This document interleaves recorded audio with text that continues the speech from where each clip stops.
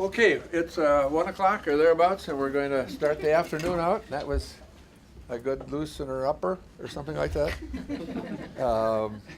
But that's part of it. That was impromptu. It wasn't impromptu, it was planned. It might have looked impromptu when they started drifting in, but these are busy people. And I thought they were going to come and spend like 10 minutes with us, 15 maybe, but here they sit 45 minutes later, still willing to answer questions and to share their experiences and things like that. What I thought was invaluable. I mean, I think it was just great. Thanks for the idea of doing that. It really good. We'll duplicate that if we can.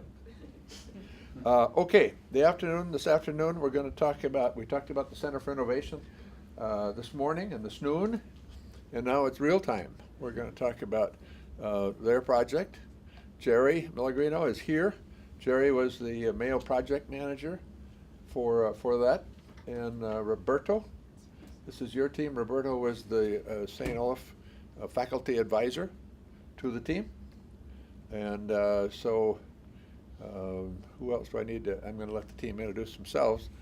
But were there any questions about this noon or this program we had that, if you do have them and you didn't get them answered by anybody on the panel, route it through any one of us and we'll get the answer for you. Okay, so turn it over to the Center for Innovation team. Introduce yourselves, please. Thank you. Thank you all from the CFI for coming. I know you guys are always juggling about 10 or 12 things, so it means a lot that you take the time.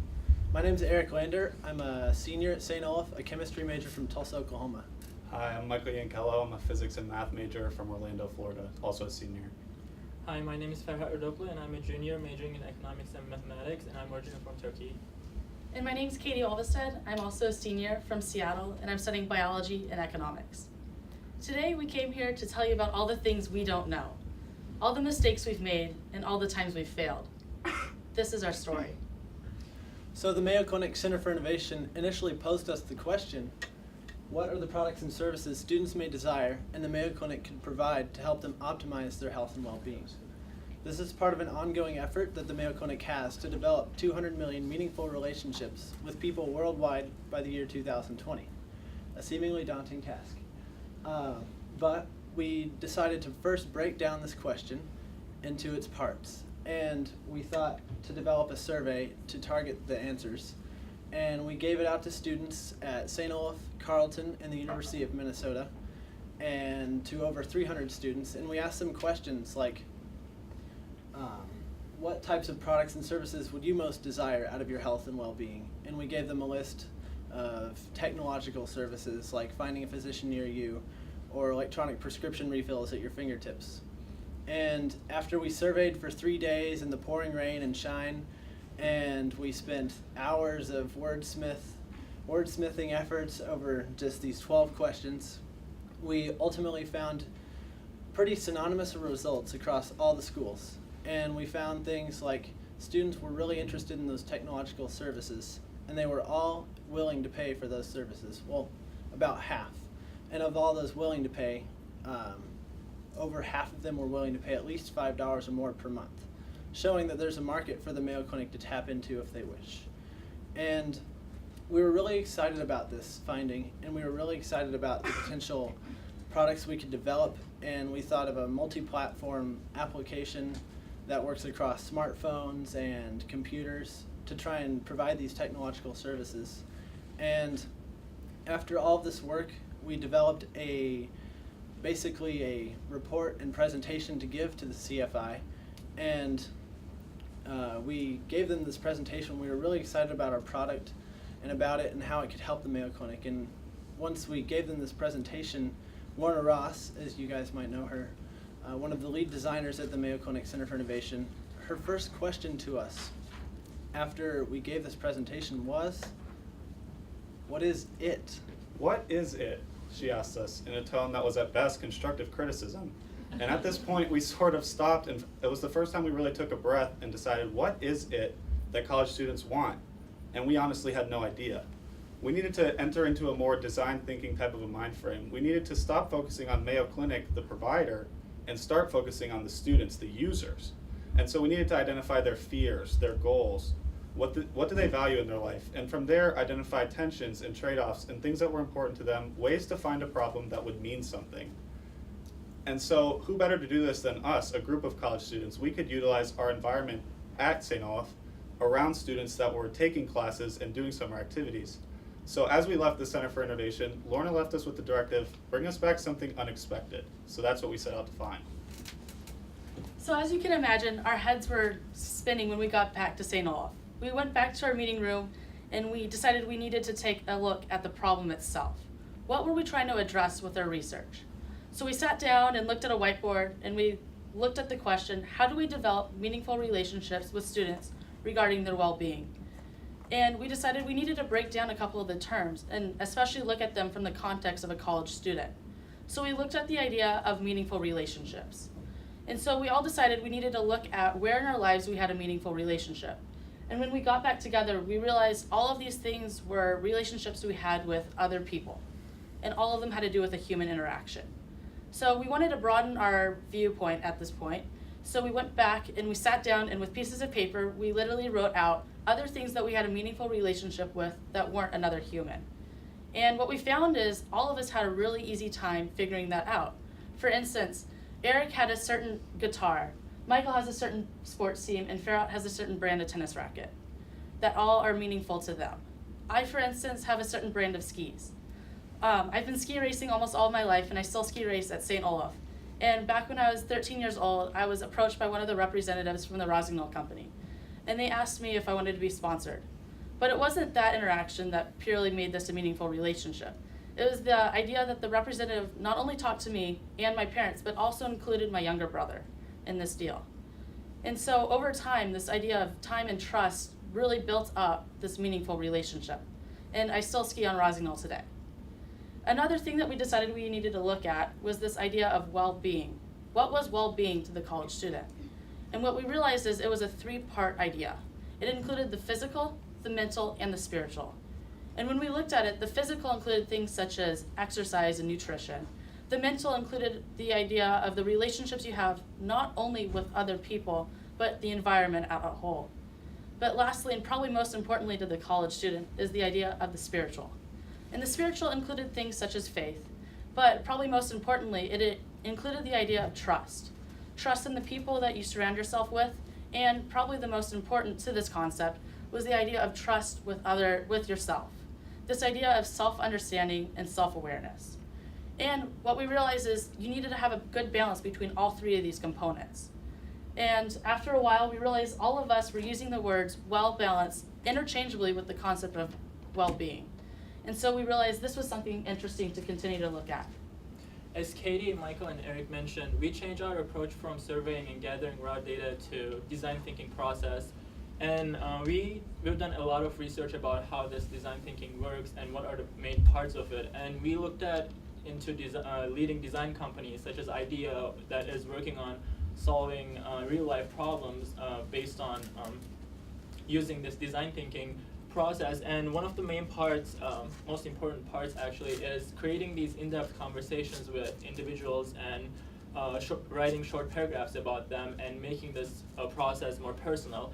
And we came up with a list of questions that would isolate fears, values, and aspirations of college students and experimented those questions among ourselves first and created our own paragraphs.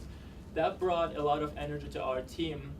That surveying and gathering that raw data didn't bring that.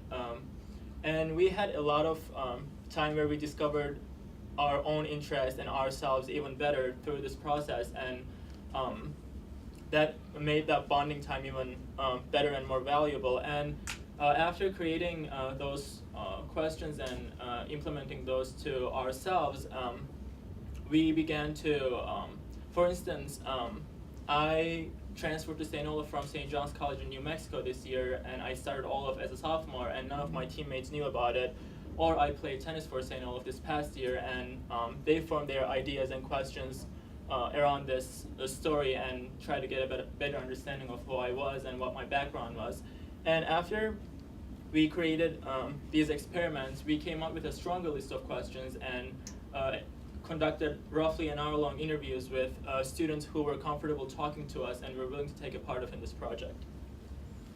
So while we were conducting those conversations and while we were analyzing the information they had to give us, we realized along the way that we had a lot of questions popping up in our heads, and we had a lot of really good discussions going on about different topics that we were uncovering within these conversations. And we thought the best way to address these was to continue a bunch of mini activities or games that we administered across our campus, anywhere from within the student union to the Hall of Natural Sciences to the art building. Just about everywhere you can think of across campus, we basically surveyed students using a wide variety of tools. It was actually probably my favorite part of the job. I got to go around with a whiteboard or an iPad or just some Post-it notes, whatever we could think of to get an interesting and meaningful response out of students on whatever topic we were thinking about. For example, if we were wondering how do students curb their anxiety, we would develop a game around that idea, and then we would not only watch how they responded, but what they responded. So in addition to seeing what their response was, we saw the reaction to the response, which led to some really interesting key insights. And it also developed a whole new list of questions within us that we then continued to analyze and look through in our conversations. So overall, the idea of creating these mini activities was really informative in developing our research and getting us to ask new questions that uncovered a lot of new material. So as Eric and Fairhout mentioned, these two processes led to us coming up with reams of key insights. And so a lot of these insights were more surface problems, like people feel academic pressure or the community feels stressed out. And what we wanted to figure out was what is behind these issues, what causes people to feel this way. And so we've identified 4 major problems that we feel like contribute to these feelings. One thing you might remember from your freshman year of college is that right after all these you start with a lot of new experiences. You meet a lot of new people, you join a lot of new clubs, you try new academic ideas. But right after this initial point, when you're dropped into freshman year, many people we have found don't break out of these routines. They stick with the same friends, they stay in the same majors, and they stay with the same clubs. And so we feel like this idea of being stuck in a routine was something to identify further. So as you see here, Eric and Fairhout administered a game where they asked people simply, when was the last time you were sick at college? How did you change your routine? And why? And this person said they took more naps, but otherwise they didn't change very much. And the reason why is because they were scared to get behind in school. They didn't want to get behind in school. This person knew that they were physically ill, and they knew that they needed to take steps to help themselves get better, but they didn't want to get behind in school. In a different activity, Eric walked around with a whiteboard, I think we've animated it here, and he asked people, draw how you view yourself at St. Olaf. So this person has drawn RNS, which is Regents Hall of Natural Sciences, which is where many classes take place. Then they've drawn themselves outside, kicking around a soccer ball with friends. And then you'll see in a second themselves at the calf, eating. And they've drawn this cyclical arrow between it, sort of like a chemical process. And as a varsity athlete at St. Olaf, I play football. A lot of times during the fall, on weekdays, this picture could describe my life. I go to Regents Hall for school, I go outside to practice, I go to the calf to eat, I go back to Regents to do homework, and it seems like a never-ending cycle. Another idea that emphasized this was Katie had a conversation with one of her friends who emphasized that one of the things she liked least about St. Olaf was that she felt like she knew everyone. Think about that. There's 3,200 people that go to St. Olaf. That's not a ton compared to the U of M, but there's still no way that this girl has met every person that she could possibly be friends with, that she could possibly have a new relationship with. We feel like this idea of being stuck in a routine is a really interesting idea of people being imbalanced in their lives. Going off of the idea of this imbalanced lifestyle and also having high stress levels, we found that students are struggling with the idea of living in the future and making their decisions based off of that. And we have a few examples that illustrate this problem, but before that, we ran into this problem, and one of the key insights based on this problem was this linear path issue among college students. And by linear path, we mean that college students have this idea of having this one path and sticking with that throughout their college and after college lives. For instance, as a pre-med student, you start with a schedule from your freshman year, and your entire route to being a doctor is mapped by your school administration, and you feel like you are obligated to follow that route. And this linear path issue is also implied in social terms. For instance, people usually make friends in their freshman year, and it's really hard to break into those friend groups after freshman year, and people usually tend to stick with their friend groups throughout their 4 years at college. And my personal story was a pretty good one to illustrate this. I transferred, as I just mentioned, to St. Olaf, and for a while, for a few months, it took some time to get to know people and in a way break into those friend groups and introducing yourself, because they were already pretty bonded and had their own friend groups, and not, in a way, they weren't willing to make new friends. And we think that this linear path issue is causing students to have imbalanced lifestyle and high stress levels. And as examples, Katie and Michael administered a game where they asked students in an organic chemistry class at a summer session at St. Olaf what they did on their weekend, and why they did it, and what they would rather been doing. And this particular class had a test on the following Monday, and we had plenty of responses where students indicated that they studied on their weekends, and the reason is that getting a high grade, therefore a better future, as you can see, and they would rather not study. And we have these kind of instances in both social and academic terms where students indicate an activity on a weekend, but they would rather been doing another activity, which supporting the idea of living in the future and making their decisions based off of that. And another example is Eric's whiteboard game, and this particular student drew her mindset, and as you can see from her past, her friends, her schoolwork, and her residential life even, they all go to her future, and this is, we thought, one of the most clear representations of this issue of living in the future among college students. And I conducted a roughly an hour-long conversation with one of my friends from Grinnell College who was majoring in computer science, and for almost 45 minutes, all she talked about was how she's going to be successful in her future career, how she got this competitive internship at a leading company, how she's so excited about this. And what I realized throughout our conversation was that she wasn't really mentioning her extracurricular activities at school or her friends, her family even. And the way she talked was, I was sensing that she was stressing out, and as you can just see from the conversation, she was having this imbalanceness in her life. And I asked her, how much time do you put into your schoolwork? And she said 90% of her time. And we all know that this is not humanly possible. We can't study 90% of our times at college. But the way that, even the fact that she indicated that 90% of her time goes into her studying told us something. We think that having this problem of living in the future and focusing on your projection at the end of that linear path is one of the major key insights and problems among us college students. So the third problem we want to address today is this idea of students not having a good self-understanding or self-awareness. And this sort of goes off of what Farhat was just mentioning, where students were living so much in the future. So we wanted to step back and try and identify when students were living within the moment. So we administered a game where Eric walked around with a whiteboard, and he asked students what their fears, their goals were, and what they had been doing for themselves. And then afterward, he asked them to connect these different ideas. And what we found is when we asked students this question, they were really quick to identify what their fears and goals were. That was a very easy question. However, when we asked what they had done for themselves within that past day, most of the students looked at us with very blank stares. So we expanded the time to ask, what have you done for yourself in the past week? And even still, we had a lot of people struggling to figure out what they'd been doing. And so what we realized from this activity was that people either weren't able to do things for themselves, or they weren't able to identify what they were doing for themselves.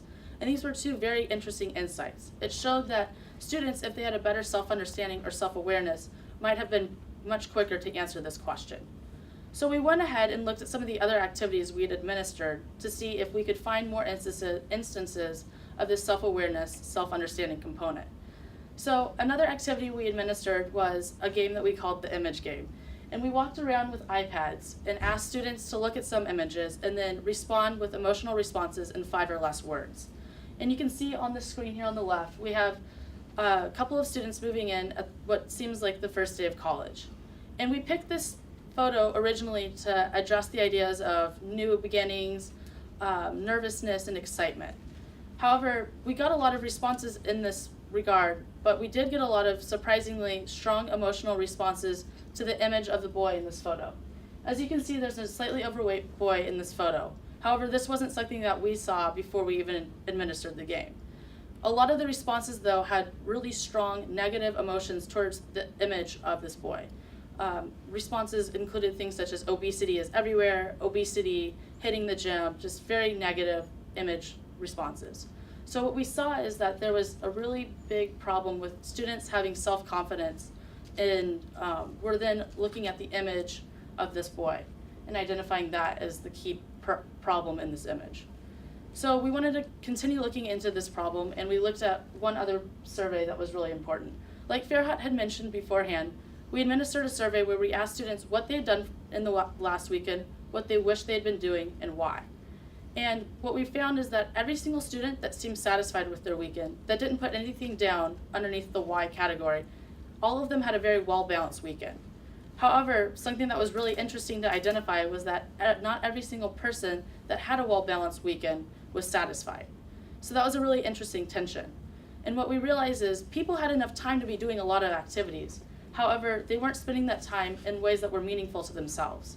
And if they had a better self-awareness or self-understanding, they would have been able to better use that time. My personal example is a really interesting story as well for this self-understanding and self-awareness complex. This past year, I was able to go abroad for 6 months to New Zealand. And before I went to study abroad, I had a very busy academic and extracurricular course load. And I was very stressed out. But when I went to New Zealand, all these extracurricular obligations disappeared. And I was able to spend that same amount of time doing things that were living in the moment and made me happy. But when I got back to St. Olaf this following semester, I was nervous about having all these obligations back onto my schedule. I decided it was a good idea for me to drop which one I didn't like as much as the others. And what I identified was that track and field, although it was really fun, it wasn't making me the most happy. And as you know, Minnesota winter dragged on pretty long this year, so I never actually had to go and talk to my coach and tell her I was going to quit the team, because the outdoor season just never existed. And that was actually really helpful, because identifying that failure in my life was really stressful. But not having that was really good for me, because I was able to give 100% of my time to all the other activities that I really did enjoy. And I actually had the best academic semester of my college experience. So this final key insight we want to talk about with you guys, we had a million, but we had to narrow it down, is this actually a two-pronged insight centered around the idea of failure. In general, we found students, the first prong is that they had a very heightened idea of what failure is. To students, we found any unsuccess or any time in which students didn't reach a personal goal, they considered a failure. And then the second prong is that if they did reach that failure, they could not move on from it, and that it was not a learning experience for them. It was just kind of the dead end to their linear path. And so there's a couple games that illustrate this. On the right, you see a Post-it note. I went around campus with Farhat and asked students the question, describe your college and campus in 2 words. And this is one of the responses we got. It's the fourth quarter, which is a sports reference stating that at this point the stakes are heightened. If anything happens during the fourth quarter in which is bad, you lose the game. You either win or lose the game.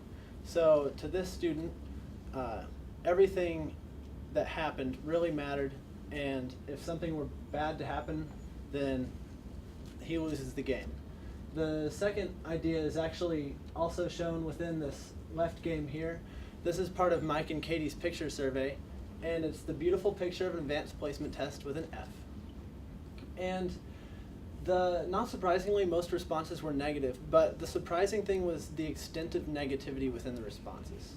You see things like harbinger of doom, struggles, tears, shame, and students were very serious about these responses too.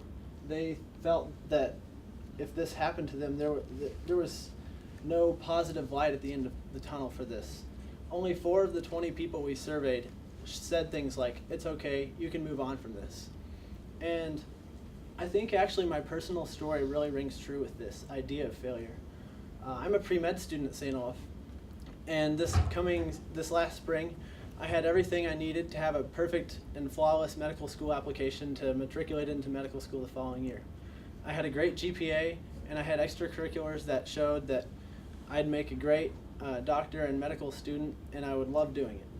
But then I took the MCAT, and while my science scores were glowing, the verbal reasoning score was well below the national average for matriculates. And when I got that score back, I was just kind of like, well, dang, I just failed.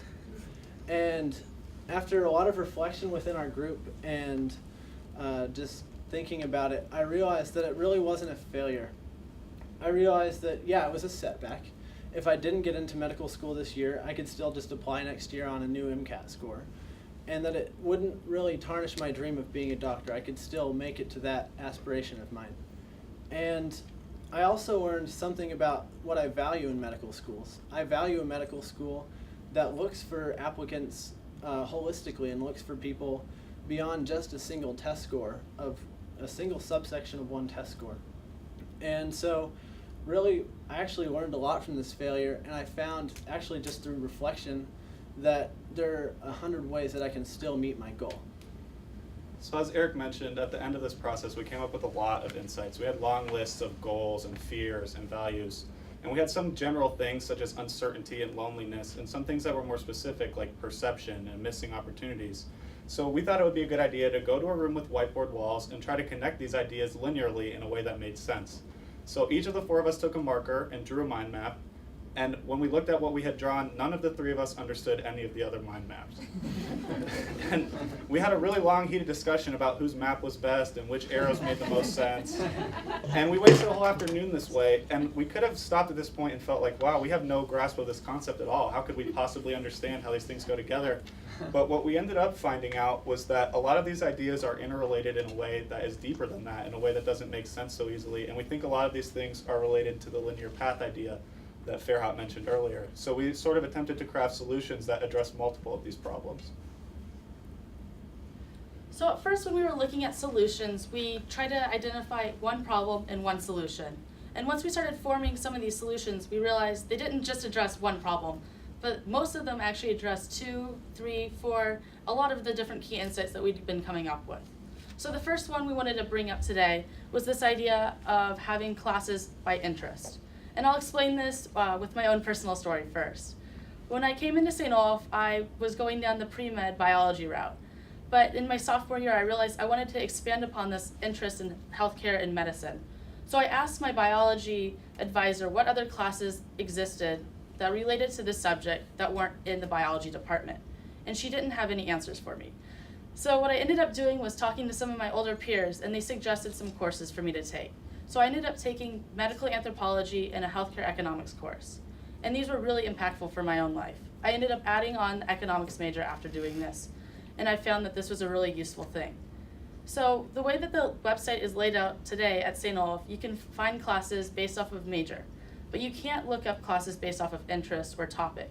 And so a really easy solution that would help address a very universal problem is this idea of having classes that you could choose based off of academic topic in addition. So this simple solution helped address a couple of these problems. The idea of being stuck in a routine, and this idea of self-understanding and self-awareness. And the next solution we came up with was creating new ways to making this alumni connections with students easier and less intimidating, because we had long conversations about career centers, vocation tools, and discovering your interest and reaching out to alumni. And we found that as college students, we are too intimidated sometimes to take that first step and email to an alum just to get an understanding of maybe a failure, major choice, a career path, any kind of story related to your interests. And we found that, as Katie mentioned, we found that an easy to implement and really impactful solution would be coming up with a platform similar to TED Talks, but bringing St. Olaf graduates who have stories about their failures, their career paths, their changes.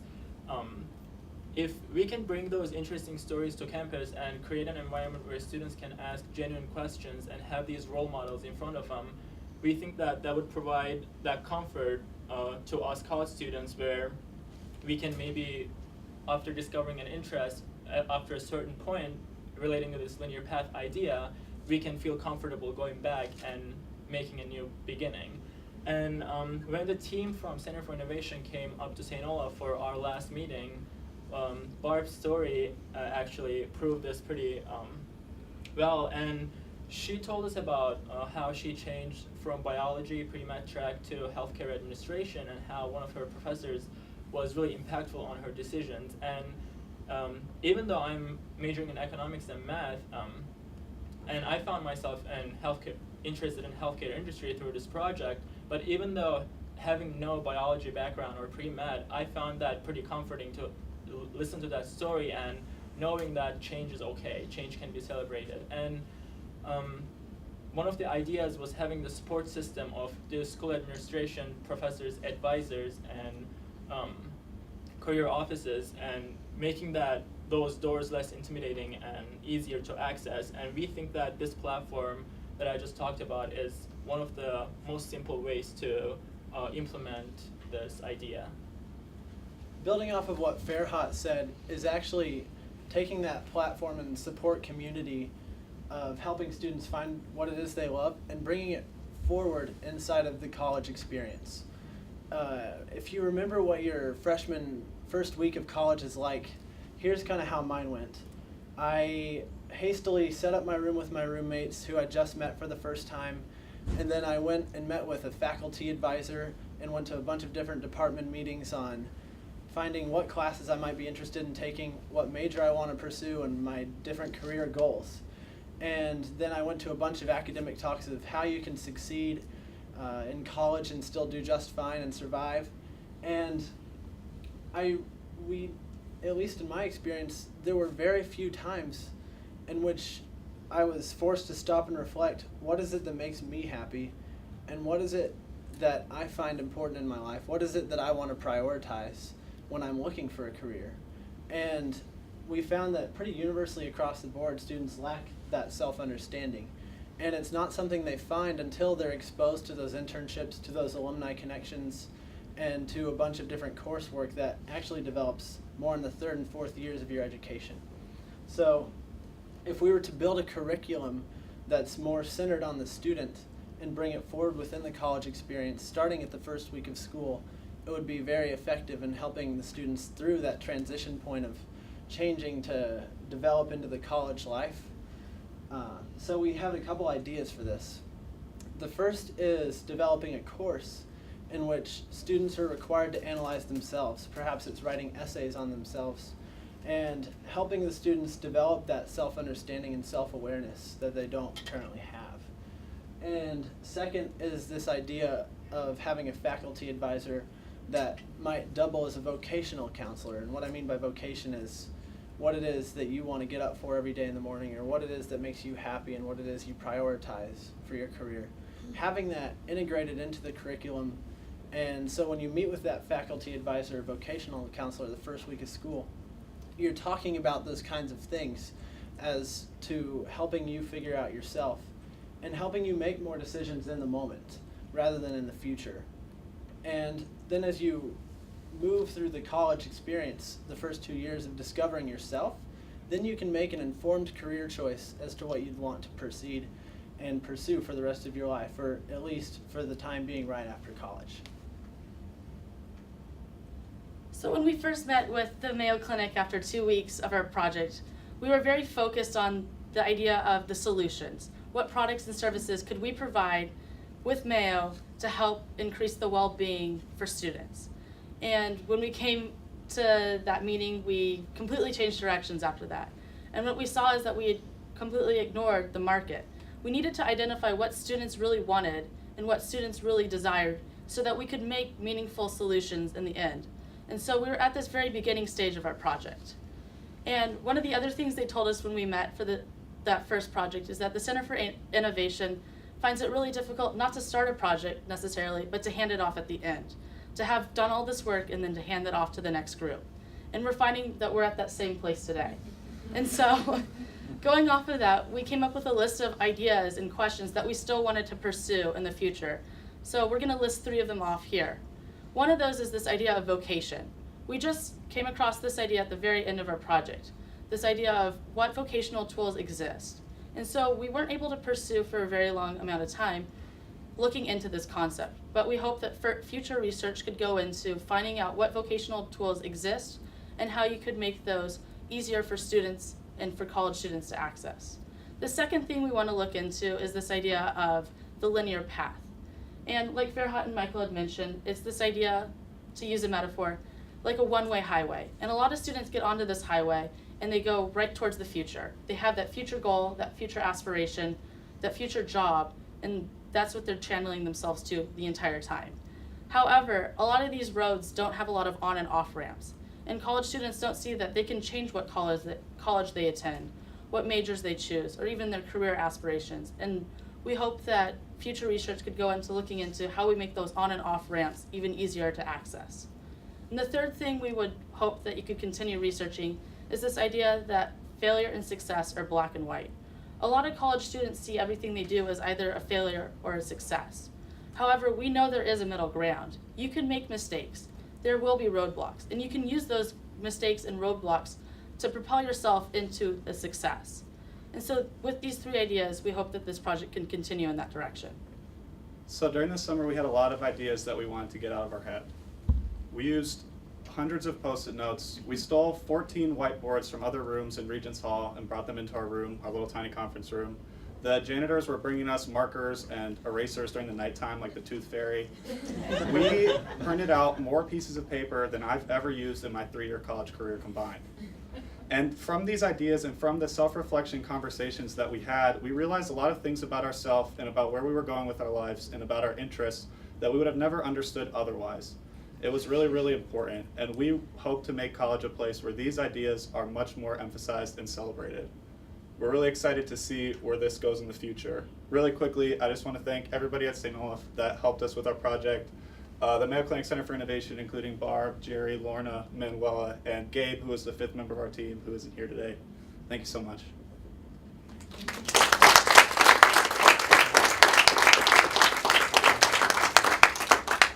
Questions? Well, I just want to say, like you say, that was fantastic. You really pulled that together great, because I know, like you said, as we met over the course of time, like you say, and going from, it isn't just an app, you know, it isn't the technology, it isn't the distribution channel, it's what is that real value. You guys really nailed it good. Thank you. Thank you. Thanks. Thank you. Yeah, go ahead. I agree with the wonderful presentation, and your insights were really thought out. It's great to see all the different methods and approaches you use. I'm curious, looking back on the different experiments you ran and activities that you did, what would you like to have done differently? That's a good question. I think we had a few shortcomings. The major one was just, and this isn't something we can really change, is the fact that we were at St. Olaf, and it's just one demographic for us. So one thing we'd really like to change or see happen in the future is bringing it to a major university, like Arizona State University, where the problem set might be totally different, or somewhere where we might be able to see what similarities may exist, and see what connections can be drawn. But in terms of our methods, what do you guys think? Well, the first 2 weeks obviously seemed like almost a waste, but I thought that was a really good tool for us to use. We came into this project thinking that it was going to be more in that way, and it was actually really informative to us to have that failure right off the bat, and then to continue on with this whole new design thinking approach.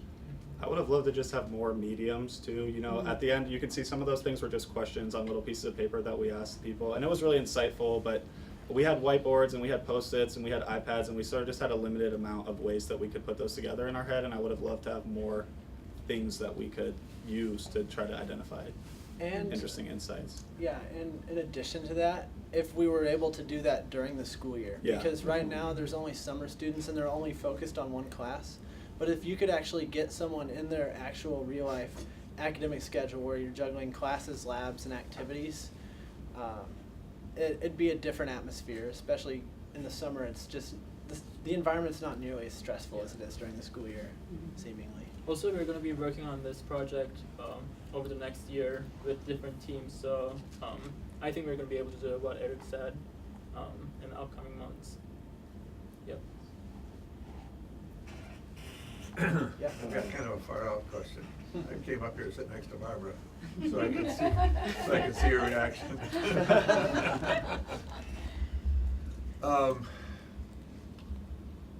Can I compare the Mayo Clinic to Rosenau for a second?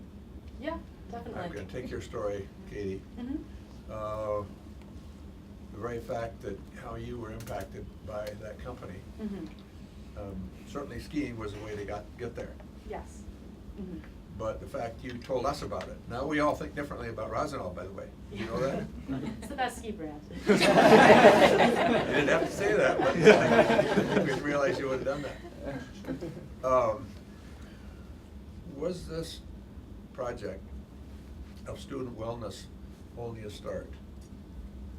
And that if we can get students around the nation and the world tied into Mayo's wellness program and have all the tools to allow that to happen, people are going to say, as they get out of school and get into professions or whatever that may be, they're going to say, for my health care, Mayo Clinic.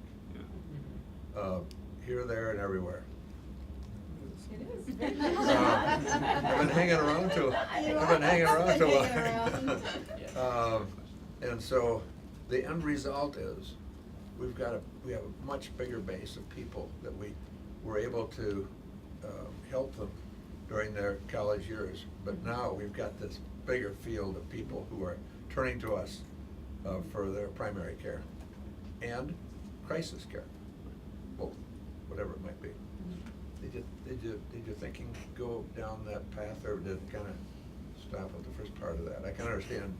Yeah, I mean, I think that was ultimately the goal, for sure. But there's no way to get to that goal without understanding how the people think and what is important to them at first. So, of course, we want to be the first step along that idea of understanding college students in a way that you can make a meaningful relationship with them.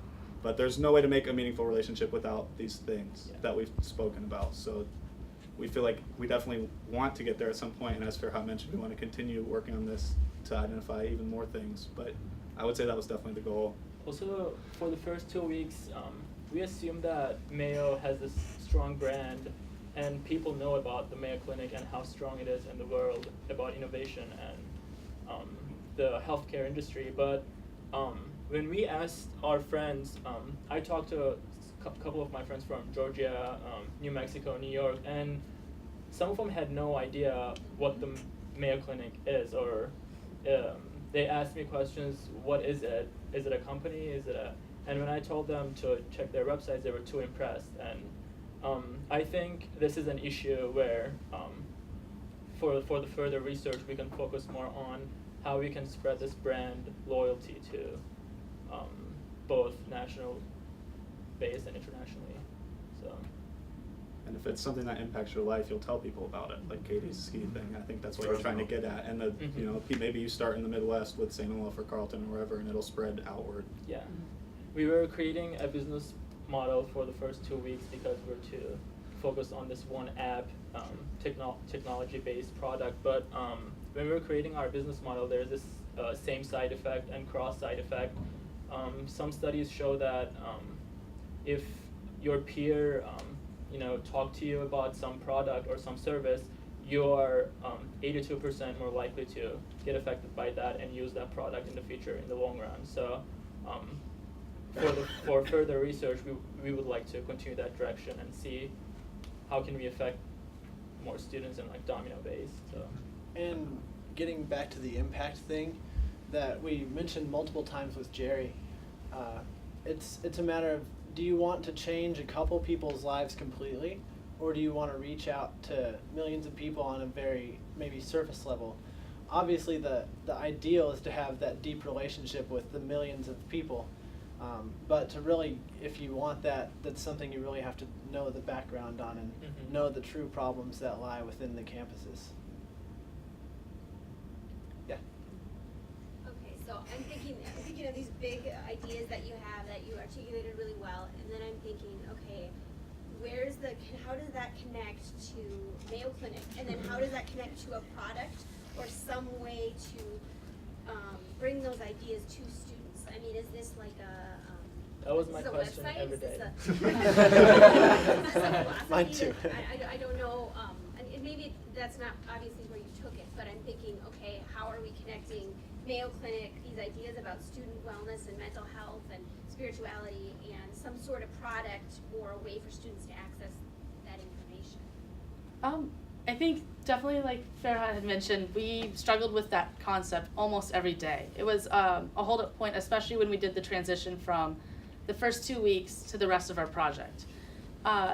What we didn't identify until we did all these meaningful conversations with people was that the idea of well-being included the spiritual, and that spiritual included this idea of self-awareness and self-understanding. And then that was really a point that needed to be addressed in the students' lives. So unfortunately, we only had 2 months to work on this, but I think that there's a lot of different directions once you consider researching more demographics and doing more in-depth research like what we had been doing. I think a lot more of these insights will start to pull their way out. All that being said, she just talking about, if you want to connect, you can connect these ideas to the Mayo Clinic right now if you want to. If you want to talk about the idea of linear path and how people don't have a way to get off this path, the one idea that Manuela brought up one time was the idea of having a Mayo-sponsored retreat that people could go to instead of going to a semester of college or something like that. Or Brandon was talking about before, this conference they're having with 100 students and 100 doctors, and and it's sponsored by the Piper Center, but you could easily have a Mayo Clinic conference where you had students come and connect with alumni and doctors and learn more about their where they're trying to go with their life. So there are ways to connect these ideas to the Mayo Clinic. Or speakers going in Right. Mayo Clinic to Right. campuses. Absolutely. Also, as Katie mentioned, Lorna and Manuela, the designers working on this project, they suggested that we take that well-being and healthcare part out from our first reframe of the question, and just go and see what we fear the most, what we value the most, what are our aspirations, and then if we can get a deeper understanding of these values, then we can connect them to well-being and healthcare, and then create a meaningful relationship. And it's the idea of, if you have a great idea of a solution, you can write a business model in 10 minutes. So you have to start at an initial point where you have basically nothing, and then you build up on that question and reframes and design thinking process. So I think the project is at a really beginning stage right now and needs to have a lot more further research until you get to that point where you have a really useful product where Mayo can provide for college students. No, I totally support that you're at that stage. I was just wondering if you were thinking about that regularly. Yeah. or- Very regularly. It was hard. I guess so I'd love to add a couple of comments. When you talk about the survey in the first couple of weeks, and you were so much on this problem-solving track, and this idea of pulling back into problem finding, and this whole thing about how we really needed to slow down to, I think, potentially go fast. It is just absolutely amazing what you've uncovered. And I just, once again want to tip my hat, because you really exceeded all of our expectations. And the foundation in terms of the work that you've done to help us really start to, and I won't say completely because of course we can't understand everything, but to really start to understand health and well-being from the perspective of students is phenomenal research, and it's going to be so helpful to the steps that lie ahead. So very foundational, very important, and we're really, really thrilled that you're willing to stay involved in the work over the months and years ahead. We see this as sort of a complex mega project, and this idea of trying to honor the insights that you've helped to start to generate in the work that lies ahead with ASU and other communities. We just really, really appreciate your generosity. So Thank you for the opportunity. Yeah, honestly.